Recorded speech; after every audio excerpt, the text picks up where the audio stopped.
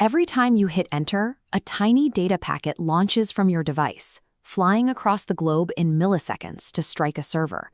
It is incredibly fast and entirely exposed. This is the basic architecture of the internet.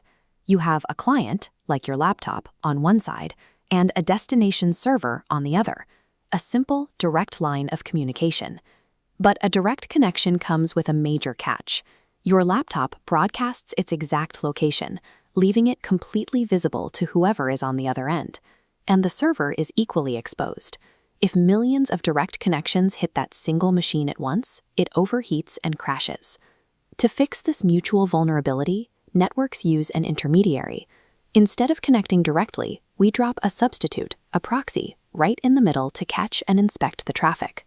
Proxies come in two distinct varieties. They perform the exact opposite task depending on which way they face, facing the user or facing the website. Because the open internet is filled with threats, someone has to hold a shield. The type of proxy you need depends entirely on whether you are trying to protect the person browsing the web or the website itself. Let's start on the user's side. When you want to protect the laptop, you use a forward proxy. This sits locally, right in front of the user's network. Instead of your laptop going out to the internet to ask for a web page, it asks the forward proxy to do the errand. The proxy takes your request, writes a brand new envelope, and fetches the data for you. Because the proxy is the one physically knocking on the website's door, the outside world only ever sees the proxy's return address. Your personal identity remains completely hidden. This middleman setup also gives network administrators control. A school or a corporation can instruct their forward proxy to inspect those outgoing envelopes and simply drop any requests headed to social media or on safe sites. It also saves a massive amount of effort. If 50 students ask the proxy for the exact same Wikipedia page, the proxy just saves a copy the first time, a process called caching, and hands that saved copy to the next 49 students instantly. A forward proxy governs the outbound traffic.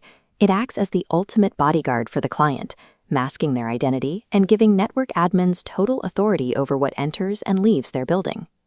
Now, let's flip to the other side.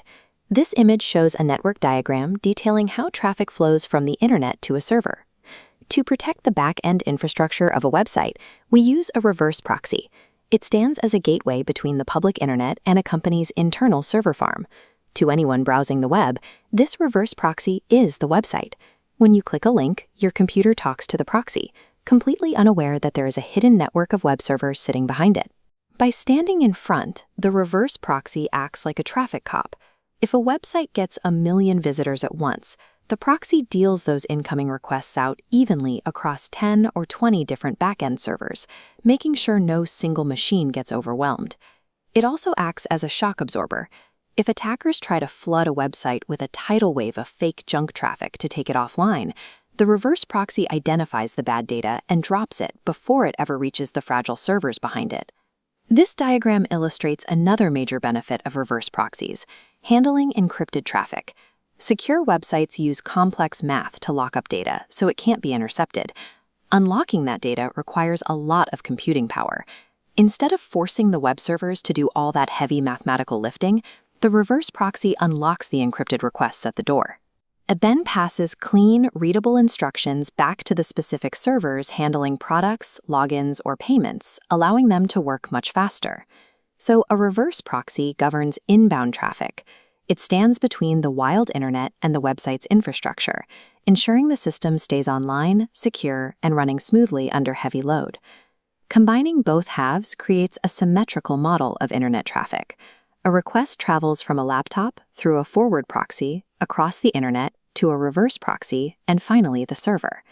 Forward proxies protect internal users. Reverse proxies protect web servers. They look similar but face opposite directions. Forward proxies control outgoing traffic to secure clients. Reverse proxies manage incoming traffic to secure servers. Whether a student is safely browsing from a school library or a massive global store is handling holiday traffic without crashing, these invisible, symmetrical gatekeepers make a functional internet possible.